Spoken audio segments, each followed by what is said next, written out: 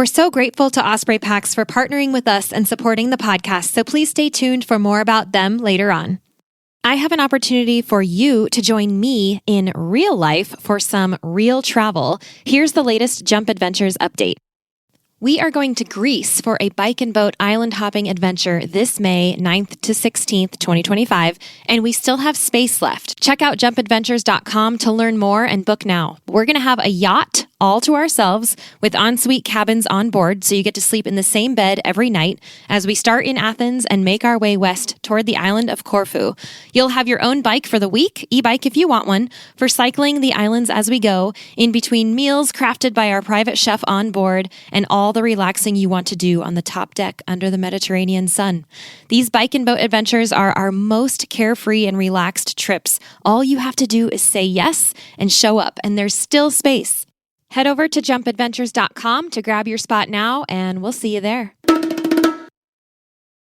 We wanted them to know going into it that it was going to take a little bit of courage for them to engage in this trip. I think our oldest, he said it perfectly. He said, I don't want to let fear make my decisions for me. I looked at him and I went, yes, that's exactly like the heart we want our boys to have, not just for this trip, but for life. Welcome to the Budget-Minded Traveler podcast, your source for the everyday inspiration and practical tips that make international travel accessible to everyone.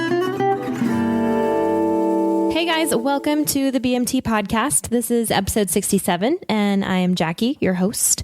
And today, as we continue our series about people with big travel plans, we get to sit down with a couple who is in the process of selling their house and a lot of their stuff and putting everything in storage so that they can take their family of 5 on a round-the-world trip over the course of the next year or so. Seriously, Dwayne and Rebecca Benson and their 3 boys are saying a major yes to a huge adventure, and they're letting us in on how they decided to do it, how they plan to fund it, where they think they're going to go, what fears they have around it, what they hope to get out of it, and a lot more. And I am especially excited to share this interview with you because I know a lot of you guys have kids and would like to know more about how families make this happen, and that you really take inspiration from people who are making it happen. And you know what? Even if you don't have kids, the Bensons just have a really great attitude around this and a really important message to share that I really think that everybody could benefit from. So I'm really excited to have these guys on today. And remember that all the episodes in this series so far are just part 1, where we get to find out what's happening before the trip. And later we'll get to catch up with them for part 2 to see how it went. So we'll get into that in just a sec. But first, guess what time of year it is? It is Podcast Awards time. And I know many of you will remember that the Budget-Minded Traveler podcast made it into the top 10 finalists for Best Travel Podcast at the 2015 Podcast Awards. And that is because you put it there. So the nomination period has just opened for 2016, and the rules have changed a little bit. In the past, travel was its own category, and this year they've changed the categories to reflect the same categories in iTunes, which means that travel falls under society and culture. And that also means that there are a lot more than just travel podcasts in our category, and the competition is going to be way higher. So if you're listening to this before April 30th, 2016, and you want to see your favorite podcasts make the final slate in each category, head over to podcastawards.com to nominate. You can only nominate one time. This is not voting. That doesn't start till the nominations are over. So I would love if you would nominate the Budget-Minded Traveler in the Society and Culture category. And if you really love it, you can also nominate it for People's Choice. But those are the only 2 categories that I fit into. So this only takes a minute. Podcastawards.com. Please go nominate the Budget-Minded Traveler. Thank you in advance.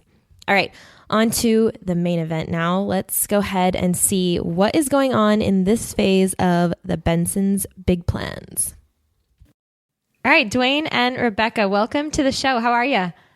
Great. We are doing awesome. Thanks for having us. Appreciate it. Yeah, no, thank you guys for being on. I mean, I guess we've met recently. I think we actually met over Facebook, didn't we, originally?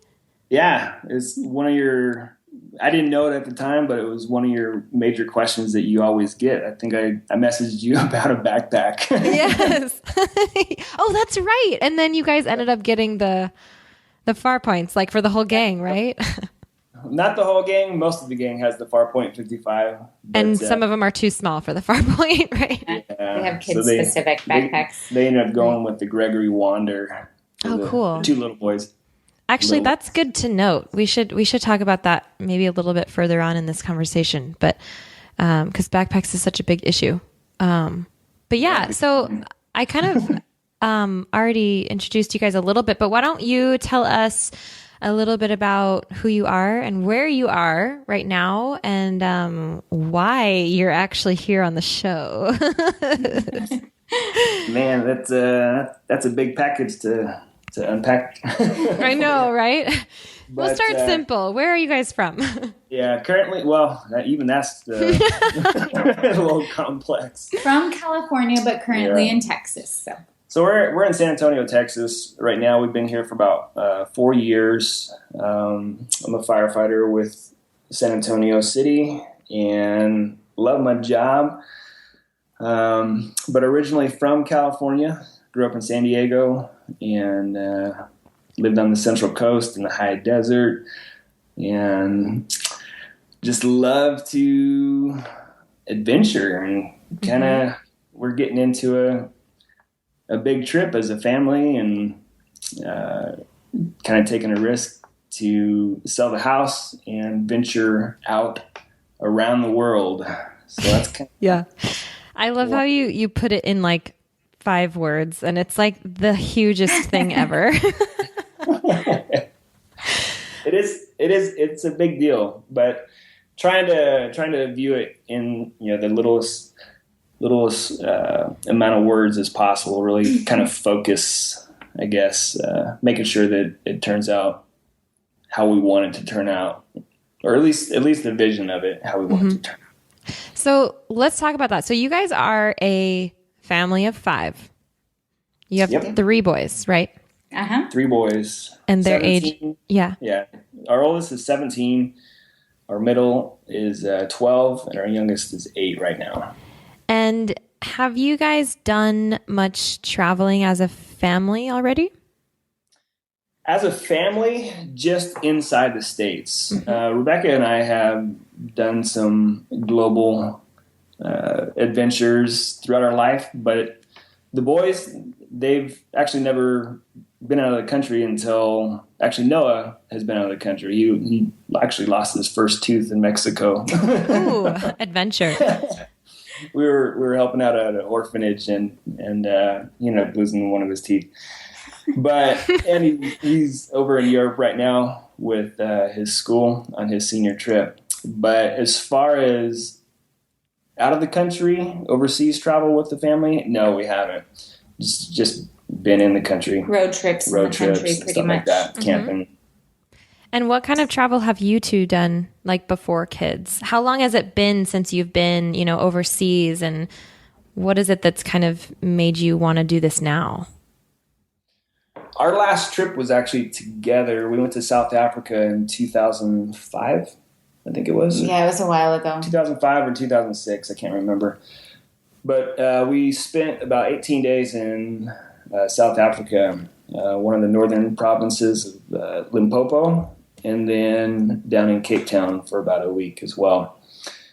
So that was the last time that we were out of the country, and we love travel. It's just we weren't able to do it with finances and with where our family was at the time, or what we thought where we were at the time. Because I don't think you should allow those situations to dictate whether or not you are going to travel or not. Especially with what we're learning now, it's like you can do it. You can do it. Step out and do it. You have the permission to go do that if you want. You have agency. You have agency to make up a good story for your own life. I love that. Yeah.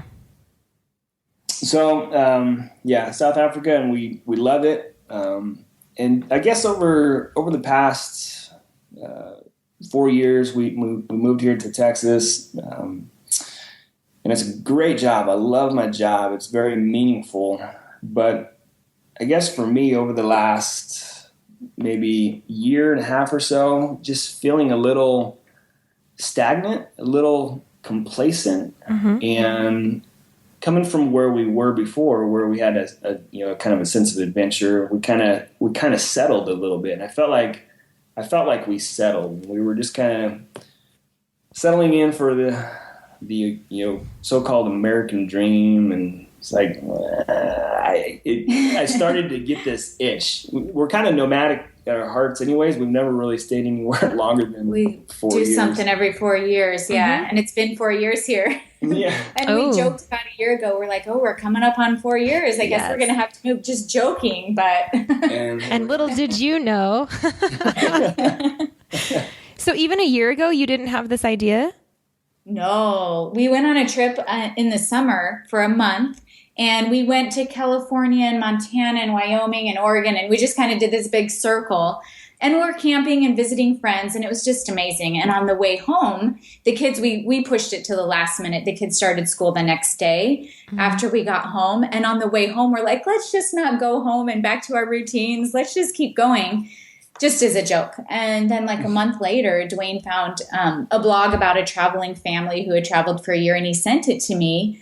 And I just laughed at him. Like, I didn't really even read through it. And when he gets home from work the next day, he's like, so what do you think about my idea? And I was like, what idea? He's like, traveling around the world. I was like, oh, that was an idea? Like you were serious? Yeah. And I just laughed at him. I'm like, yeah, right. That's not going to happen. And he just kept saying things over the next couple of weeks, like just little comments. And I was like, no, that's like, we're not rich European tourists. Like, we can't do that. And so, and just thinking it was impossible because trips we had gone on before, it's like $3,500 for 2 weeks, or just crazy expensive. And so I was like, that's not sustainable for a family of 5. And then after a couple of weeks, I was like, Dwayne, what if we could do this with a purpose? Like, what if we could teach our kids something? What if we could give them a compassion for the world and for people, and just to see things differently than what's in America? And he's like, yeah, that's what I was thinking all along. I was like, oh, well, you didn't tell me that part. I thought you just wanted to be a tourist everywhere. And so then I still financially, it got me interested in the idea, but financially I was like, oh, there's no way. So I kind of researched, like,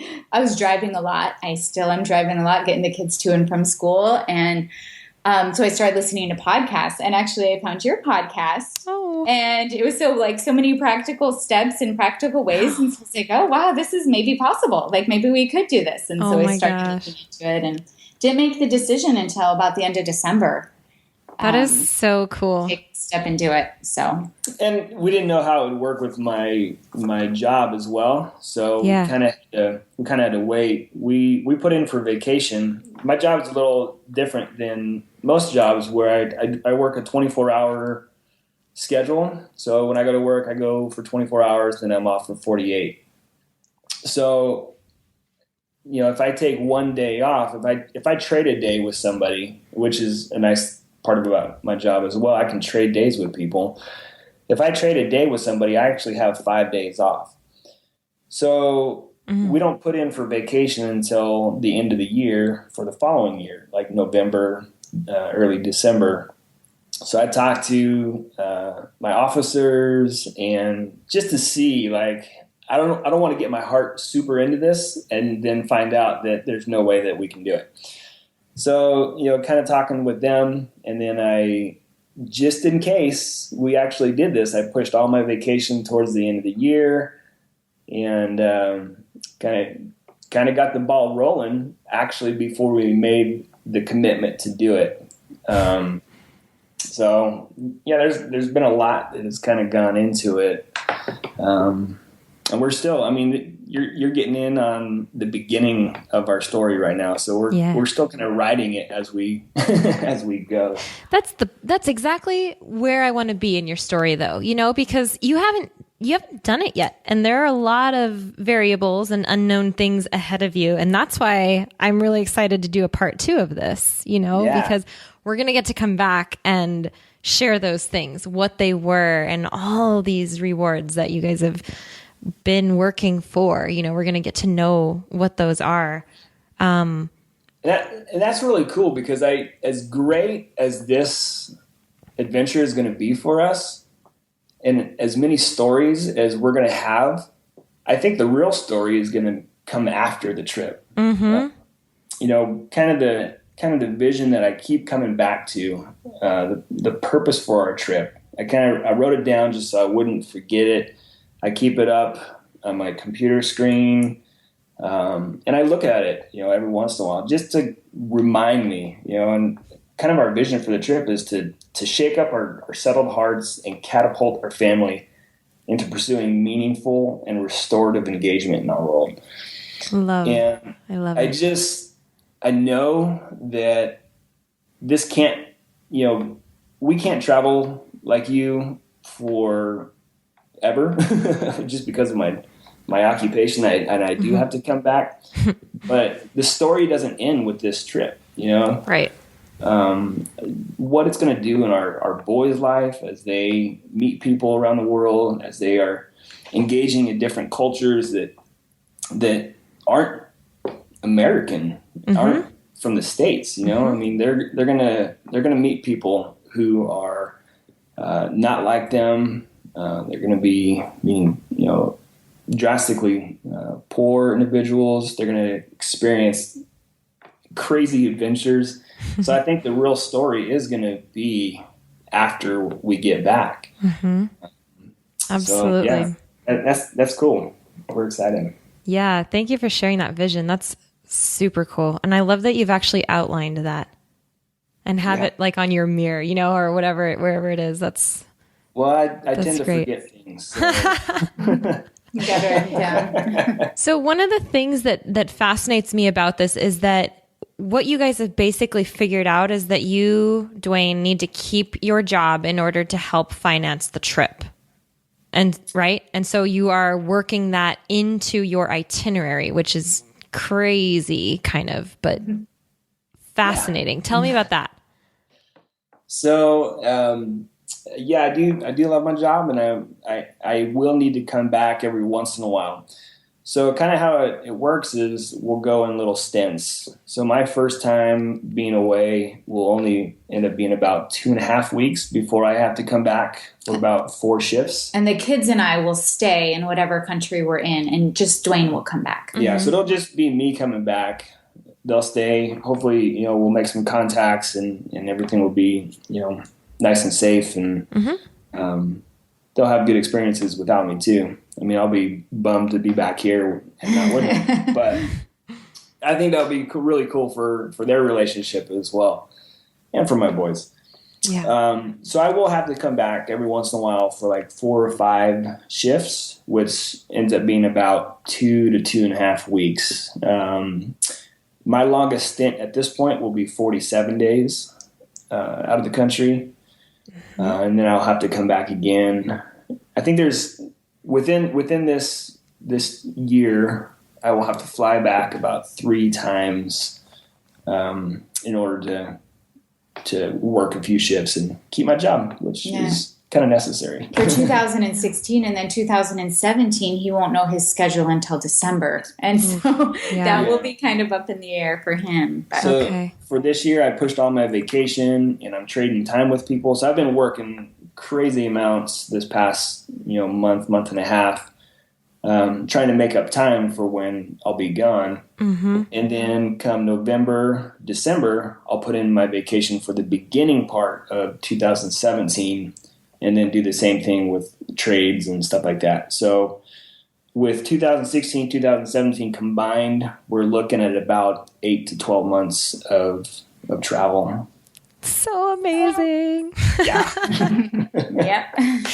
And, okay, so let's start talking about the itinerary then. I know it's kind of up in the air for you, but I also know that everybody listening wants to know where you're going. So what's on your list? Whew. Well, it keeps growing. Yeah. Funny how that happens, huh? Our first stop, so we're thinking, is Costa Rica. One, because it's really inexpensive to fly in and out of from where we're at. I mean, you can get what's crazy is it's cheaper to go to Costa Rica than it is to go back home to San Diego, which is quite amazing. You know, I can get a round trip ticket out of Houston for, $250. Yeah. And one way for $150. It's crazy. So, and you're there in like 4.5 hours.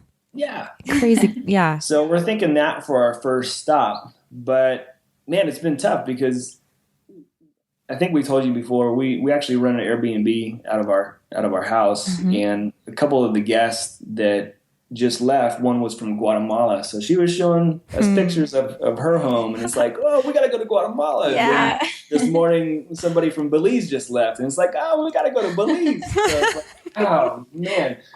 So, but here's kind of the itinerary that we've kind of settled on is Costa Rica, and then Ecuador, Peru, Chile, and then you're really kind of talking us into this whole Argentina thing too. I just don't know if we'll have enough time. I don't want to put too many in there where we're moving too fast. I want it to be a really slow travel and be able to engage with the culture where we're at. Definitely. So that'll be our South American, Central American experience. We were even talking about going to the Galapagos Islands, and ballers. Doing science with the boys there. Oh my gosh. Hey, what do you want to do for science? Let's go. Yeah, we all learned about survival of the fittest in science class, and they're going to be like on an island in Ecuador being like, what's up? This is where it happened. So that'll take care of that. We don't know if Galapagos is happening, but we're just dreaming about stuff. It's a little bit expensive to fly over there. Yeah, it can be. The rest of Ecuador is amazing, though. You won't be disappointed. Yeah. Awesome. So then we're thinking New Zealand as well. We got a friend that is living in New Zealand at the time and kind of exploring that region, Fiji, Papua New Guinea, and New Zealand. Thailand and Indonesia. Heading over to Thailand, and then from there going to Africa, going back to Africa, Uganda, Rwanda, and possibly Ethiopia. And man, there's so many more that I want to do, but I don't want to do too many. Turkey's in there too. Like, let's go to Turkey. And our oldest and me, we both want to go to Iceland as well. But that may not happen. On this trip. Iceland is only the first trip. So this is the first. I love it. Iceland seems a little bit out of the way for your itinerary so far. That's what I'm telling them. Yeah. I mean, who doesn't want to go there? I'm hanging my head in shame right now. We'd have to bring different clothes. Like, we can't carry parkas with us on this trip. So Yeah. That's a crazy thing is how to even begin to thinking about packing for this trip. But I think the bigger question I have right now is how are you planning, if you don't mind me asking, how are you planning to afford this? You are actually selling your house, aren't you? We are. Yes. What else is that so that you'll have the money to do this? I mean, or is it just because you're leaving, or like what kind of strategy have you put into place to be able to make this trip happen? Our strategy is fly by the seat of our pants. We're kind of nuts. There's, like I said, there's a lot to unpack in some of the reasons behind what we want to do. But one of the ideas that I had last year, one of the crazy ideas was, what if we could just quit our mortgage? What if we didn't have a mortgage? How much more margin would that allow us to give, to travel, to, just have a margin and not have our security not be in my job or anything like that. So a lot of it stems from that idea of just creating margin in our life. So selling a house, paying off some school debt for Noah. He's going to a private school right now. So pay off some of that. And we've never really been in debt. All of that. Well, actually, all the debt. We've never really been in debt besides our house. besides, school debts and stuff like that. So pay off that. So we're totally debt free. And we actually made a pretty good amount of equity on our house, which is, it's nice. So what we can do is we can buy plane tickets with that. We can also reinvest when we come back into a smaller house, do a little down payment. And then with me keeping my job, actually live on the budget that I get, rather than, trying to use all of the money from our equity. We'll come right back to that. Let's take a moment now to thank our wonderful show sponsors. Osprey is the market leader in technical outdoor, travel, and everyday packs. And I've personally used Osprey packs since 2015. My favorites are the Fairview Trek 50 for multi-day hikes, the Cirrus 24 for day hikes, the Transporter Rolling Duffel 60, which is my trusty check luggage for faraway adventures, and of course, the countless packing cubes I use to organize everything that goes in them. We are proud to support each other on the podcast and beyond. We love getting outside, and we want to see more people outdoors. So find out more and join us at osprey.com. Absolutely. So that's brilliant, because you actually have an ongoing income because you are keeping your job. So selling the house is giving you the boost you need at the beginning. Are you guys going to do round the world tickets? Are you going to do it that way, or are you going to be doing like one ways because you don't really know your schedule yet? Yes and no. We don't know. Maybe you can really help us out with that. We've been looking through your book. We bought your book and find it very helpful. Thank you. I'm glad. Yeah. And for those listening, you should buy your book. Oh my gosh, I paid him to say that, you guys. So yeah, kind of in my research is the countries that we want to go to. If we get a round the world ticket, it's going to be about $33,000 to $34,000 for all of you.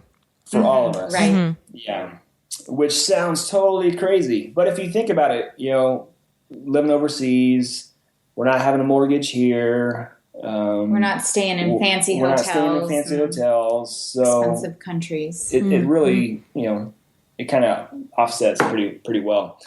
But 33,000, and then I started looking, just on my own, doing one ways, doing one ways, or even returns, where it ends up being a little bit cheaper. And I think I've been able to kind of knock off about 10 to 15,000 doing it that route. Awesome. But we're kind of locked in as far as those flights go. Whereas with an around the world ticket, from what I hear anyways, you can kind of just show up at the airport and, give a couple days notice, like a couple days notice or something like that. And that's when you bail out. But I don't know, maybe can you add some clarity to that? No, I can't, because I've never had a round the world ticket actually. But have you listened to the episode about the guy who booked a round the world ticket for like $1,100? Yeah. Yeah. That's honestly, like, he taught me more about round the world tickets that day than I've ever learned. So unfortunately, I'm not the right one to ask about that, but maybe we can find someone. Yeah. So we'll look again, like before we actually buy our tickets, we're going to look again and see what it is at that time and see which is better. But yeah. Have you done anything to get, have you looked at doing any of the credit card, like to get miles or anything? Yes, we are doing a little bit of that for sure. So we definitely don't have enough to pay for all of our tickets at all. We should have started years ago, but we have been collecting miles maybe for about a year, not aggressively. Just like, we like to go to San Diego, or, just thinking it was going to be in-country stuff. And so we did do a little bit of that. But now we're getting them. Yeah. We even thought about using some of those points to get to cheaper airports within the States, so flying out of like New York or LA or San Francisco is sometimes cheaper. So if we can we might not be able to use our points for an international flight, but if we can get from here to Miami or wherever the cheap tickets are going out of, ticket is going, then we can use it, for at least part of the leg. Right. And for you, for getting back and forth, maybe. Yeah. That would be super convenient. Yeah. Okay. So that's still kind of a mystery, but that's, yeah, because flights end up being the biggest expense. Are you planning on staying in apartments as you go? Yeah, we've looked into doing an Airbnb for a month, or, just extending so it's not day by day, but just staying in one place for a while to make it cheaper that way. But I don't even know how to look into apartments in country, how to find those, Right. I mean, the last 2 apartments that I have found on this trip, I've used Airbnb for both of them. Okay. But on that note, I haven't paid the amount that's on Airbnb. Like, I've contacted the host and said, look, I actually don't want to just stay 2 days. I want to stay a month or 3, Hey, here's my budget. Can we make a deal? And that's basically where I started. Oh, that's cool. Yeah, because you're allowed to contact them, and it's worked out for me twice now. I'm 2 for 2. So Cool. Awesome. Oh, Airbnb yeah. is good. The thing is with Airbnb, you're all they know that Airbnb is popular for travelers from the US, or maybe from Europe, because it's not so prevalent in other places in the world. And so they charge higher prices because they know you're a tourist, and so that's the only thing. If you were going to find like an apartment in Costa Rica, they're not going to charge a local what they would charge a traveler. And so if you can find the right kind of place, you'll be paying cheap. But I mean, you can always try Craigslist, but I don't know. I've gotten an apartment in Italy once from Craigslist too. So, but yeah, beyond those 2, each country often will have its own kind of bulletin board website, and I mean, it's like you have to research to figure out what those are. So, but yeah, that's definitely a better, like a money saving way to go about it, by staying in an apartment, staying somewhere longer, because you end up getting a better deal. So yeah, that's what it is. And the option of being able to stay with people as well. Like we want to be able to stay with locals. I'm sure there's going to be times where we want to rent out a whole house and just be by ourselves as a family. But, part of the trip that we want the boys to experience, and for us practically too, is to engage in the culture and actually be a part of the families that are there. We want to live with them. We want to experience what they experience. And, if we can do that, sometimes it's cheaper, and absolutely, and you get that local experience as well. You get so much out of it. Yeah, that'd be great. Oh, have you guys looked at trusted house sitters and stuff like that? That's mostly for pet sitting, right? Mm-hmm. Noah has asthma, and he's really allergic to cats and dogs, and so we're like, we kind of checked that one off, just because maybe not. Yeah. Okay. But later on, when he's out of the house, then we'll definitely explore that option. We were thinking about the workaway programs as well. Yeah, workaway. Woofing. So that's cool. Different ways to stay. Yeah. So many options, really. Did you guys listen to the episode with the couple that left everything and took off, and they're using all those websites to yes. Yeah. Okay. Though there's some good resources there too. But I guess you guys have already heard that. So I'll link to these on the show notes for other people listening, but, yeah. Doesn't Noah have a dog already? He does. He's an outside dog, and he really controls it with his diet. He used to be, he wouldn't have been able to have any animals around. Like, even if I would go into somebody's house with a dog and come home, he'd get an asthma attack. Oh. But we switched his diet, so he's very strict with what he eats, anti-inflammation diet. And so that way he can be around dogs outside, but just being inside trapped with that dander. Yep.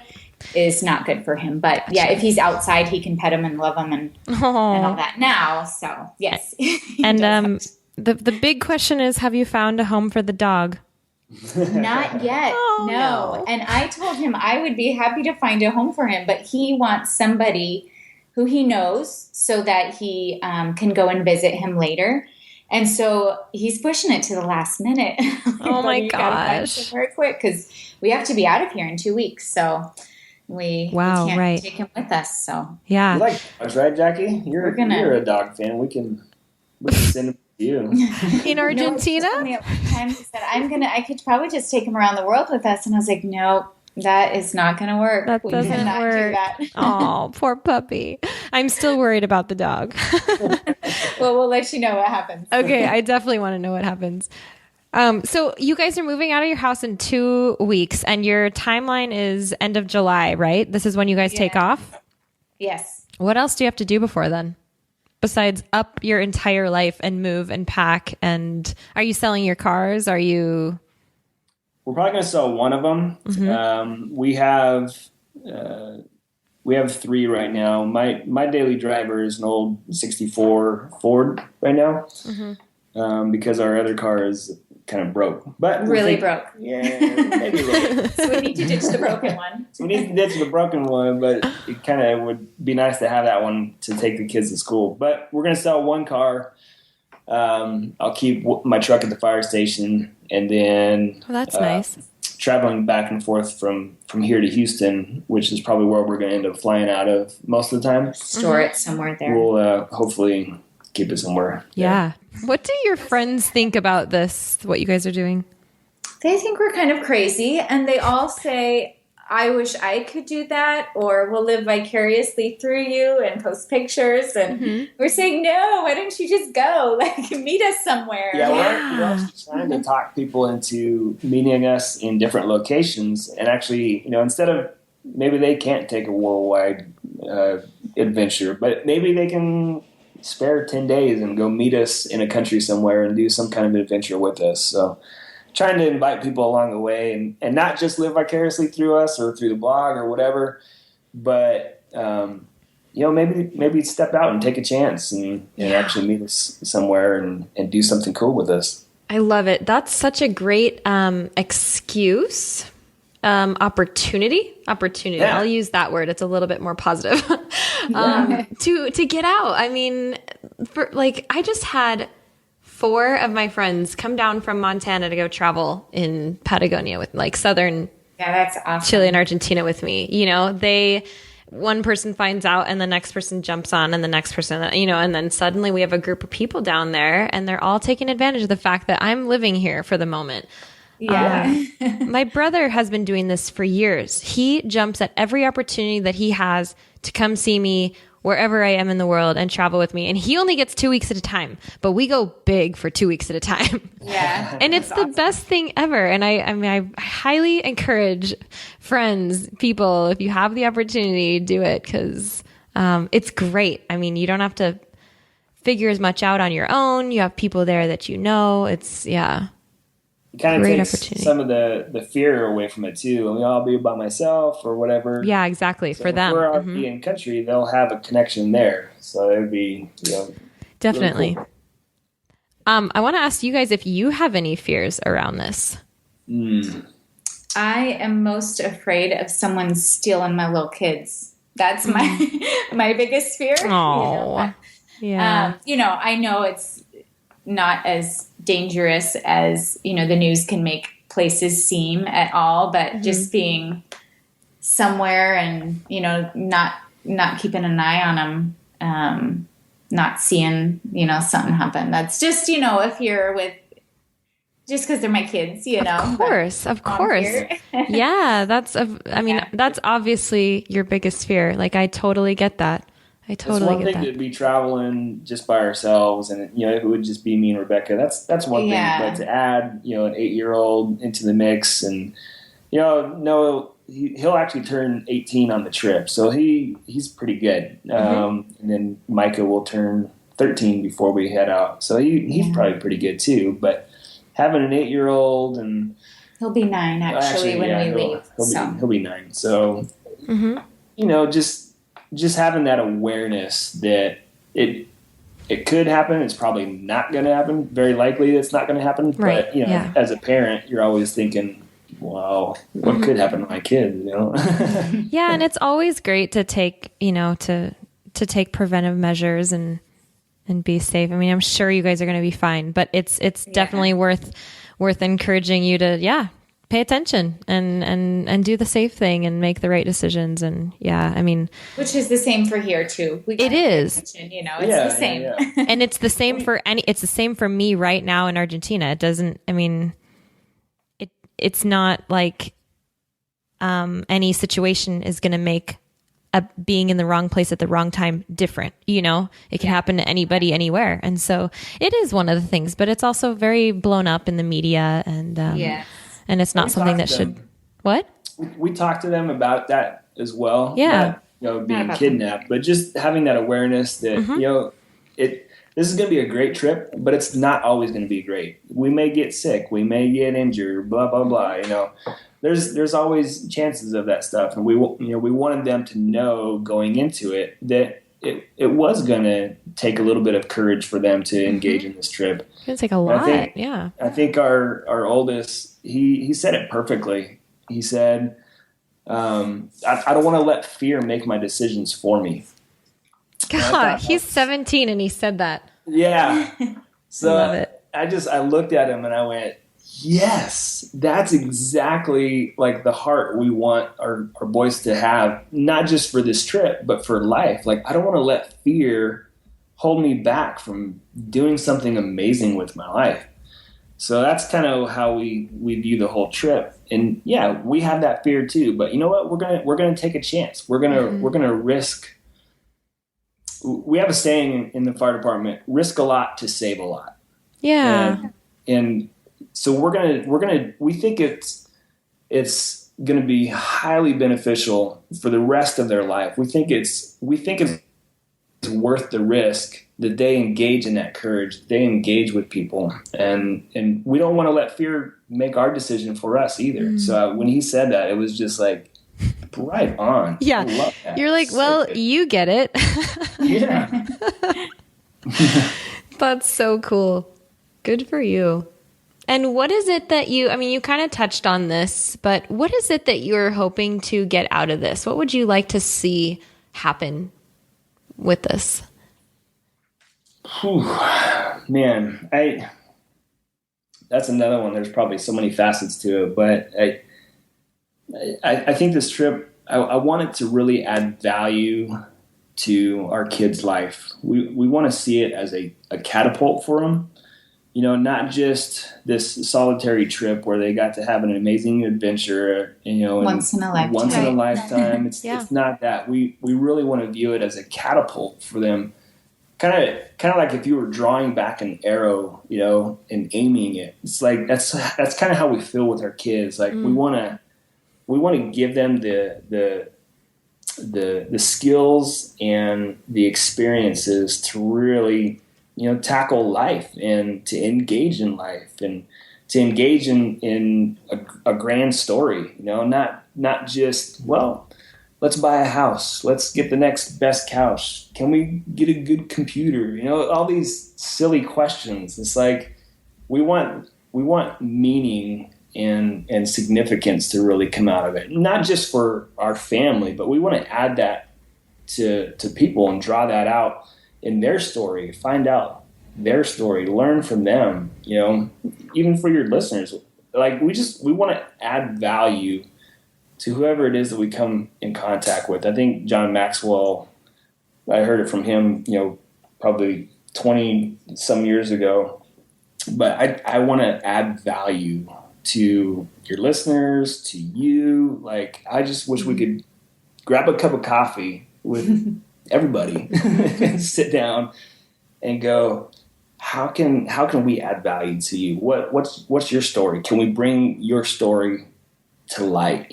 Let's engage in those kind of questions and meaning and significance. So that's probably a super long-winded answer to your question, but that's kind of what we're going with right now. We're trying to really hopefully make it meaningful for us and for the kids too, just to be able to learn about other cultures and really have a compassion for people. Yeah. We don't want their view of the world to be what they see on TV. We want them to be there to experience it, to see the people. So if later somebody they might see on TV like somebody who doesn't have clean drinking water or somebody who's starving. And instead of saying, oh yeah, that looks sad, they will be, I know those people. I was there. I experienced that. And I was a part of that. And just that seems to me that they will have so much more compassion and have a heart for people and want to make an impact in the world, That they can put a name with a face, that they can see it in the context of friendship rather than, a face on TV, and we don't have TV, so they can't see it on TV. But on internet commercials or whatever it is, stories that people tell, it's like, no, they actually have a friendship. They have a friend somewhere in another country that struggles with getting clean water every day. So we want them to be able to engage in restorative relationships and meaningful relationships around the world. So that's so great. I wish everybody would raise kids like that. Well, I don't know about it. It's amazing. I mean, if we could grasp that sort of education, not everyone is going to be able to pick up and travel the world, but for those who can, the fact that you're doing this is going to change so much, because it's not just going to change your lives and your kids' lives. It's going to change every life that you guys touch along the way, which is so cool, especially going forward with the kids and their paths ahead of them and what they're going to choose to do because of what they've experienced. Yeah, we totally agree. And I like that you said education too, because we kind of told them from the get-go, we're not going to be paying for you guys' college. You are going to have to take care of that. But how can we add value to their story in the long run? It could cost upwards of $22,000 to $35,000 for a year of school, where we could take our whole family for a year of adventuring throughout the world, meeting people, and garnering an education in life experience, rather than just a semester at school. I love that perspective. They can always go to school later, and they can work through school to finish if they want to. But they don't have to, we want to add, we want them to have wisdom and life experience. I've kind of told them, they may not remember, but something I like to say to them is acquire experiences rather than possessions. So we want to go out and acquire those experiences, something that they can hang their hat on, Not just a degree or a piece of paper, but an experience with people. So I don't know. I love it. We're it's always moving. It's always changing. Mm-hmm. Yeah. And are you guys doing any sort of schooling for them on the road? Yeah, we are. We're not able to bring books because we're only taking a backpack. Yeah. But there are a lot of places on the internet that have like a math curriculum and things. And so that's going to be, whenever we have internet access, which I know is not going to be all the time. And we're going to start in the summer before we leave. As soon as they're done with school, we're going to start with math and things. And then for like history and literature, we're going to research the country, either the country we're in or the country we're going to next. Noah says we need to do the country we're going to next. So we know like when we go there, just the history of the country and how the people are. And I'm going to have them write papers, about the country and things that have happened. Like we're planning to go to Rwanda, and maybe they can interview somebody who lived through the genocide and and I've already been getting ebooks and audiobooks about different countries, and so that they can learn about that. And then the science, we're going to do science journals.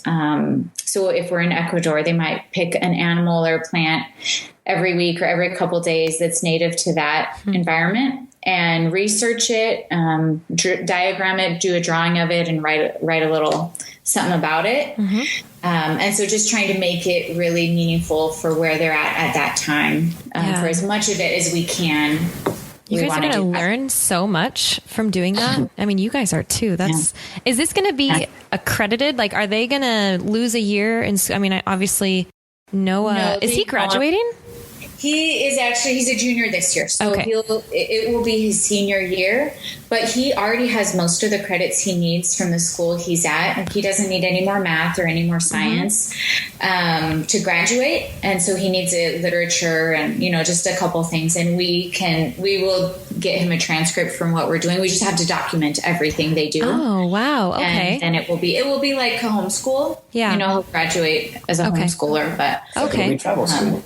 Travel school. Are you technically doing the homeschool path for the other two as well? Like, does it work the same way? Homeschooled now, but we'll do the same thing for them. I just won't have to document it as much because that doesn't really matter until you're in high school. Okay. And so we'll just have to make sure we're covering things so that next year they won't be behind. But they're already in advanced math right now, and that kind of stuff. So I'm like, if we don't have access to internet for the math, it will be fine, even if they had to get to their grade level next year, but both of them are like a year ahead. And so it's awesome. Fine. Yeah. Cool. So they're not going to really skip a beat. No. Yeah. We'll just keep on going. Great. And you're only bringing are you really only bringing one backpack each? Yeah, well, you said it's possible. I know, it is possible.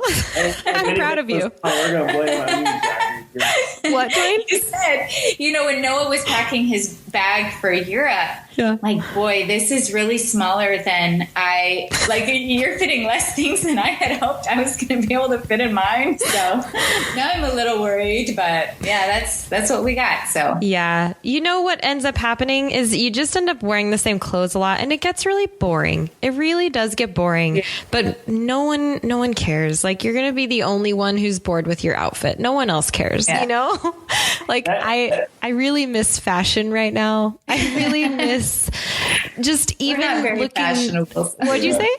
We're not a very fashionable family, so we're okay. I wouldn't consider myself like that either, but literally I'm always dressed in like athletic clothes, and like my dressing up is jeans. Yeah. And so it is kind of boring because I have the same wardrobe that I left with, 6 months ago, and I'll have it for another, I don't know, I get back in like 3 months where I can actually access my clothes again and maybe switch something out. Ooh. Yeah. That kind of happens, regularly on our camping trips anyways. You end up wearing the same clothes, especially if you get the right kind of clothes, you don't end up stinking. And we're getting the smart wool and lightweight stuff. If you do it right, you can do the lightweight, and you're pretty well versed in all that. But like on our camping trips, we'd end up wearing the same stuff anyways. I know. So, it's really easy when you only have like 6 things to choose from. It's really easy to decide what to wear. That's totally. Yeah, simplified, right? All your photos are like, oh, were these all taken on the same day? Like, no, I just wore the same thing all week. Awesome. That's great. So one final question for you guys. Where do you see yourselves after the trip? Or do you? Like where do you think you're going to be? Not like geographically, but Yeah. Well, that's a topic of conversation with us. Part of where we will be geographic, because we're actually thinking about moving towards the inner city and really trying to be part of revitalizing some neighborhoods downtown San Antonio, and to really extend that trip, not overseas, but bring, meaning and community to, some poorer parts of our city. We're just kind of talking about it at this point, and we're discussing it with some other families too, trying to think, hey, why don't you move down there with us and let's be a part of changing, a broken community and seeing people restored and revitalized and seeing their property values come up and just, it's a topic of conversation right now that where are we going to be? Who are we going to be when we return? Well, that'll be part of the adventure, though, answering that question. And you guys are definitely not the kind to make small goals. And so I'm really excited to see where it does lead you, all of you. Yeah. And on that note, throughout, you actually have a blog that you're already writing a lot to, which I think is awesome. So what is the blog? Can people follow you? They can. It's beforewefinish.com. And that name that we chose, it's kind of who we are. The idea that we want to do something amazing before we die, before we finish. Yeah, do something big. Mm-hmm. Yeah, do something big. And whether that's travel, if that's hanging out with your neighbor and having a cup of coffee with them and checking in on them and just engaging in that, then do that. Or whatever it is that requires you to act courageously, do that. Maybe it's not travel, but it's something, So that's kind of where it comes from. And we were actually watching when we were trying to figure out what we wanted to name it, we were watching this REI video, and they've been doing a really good job of telling different stories through video lately.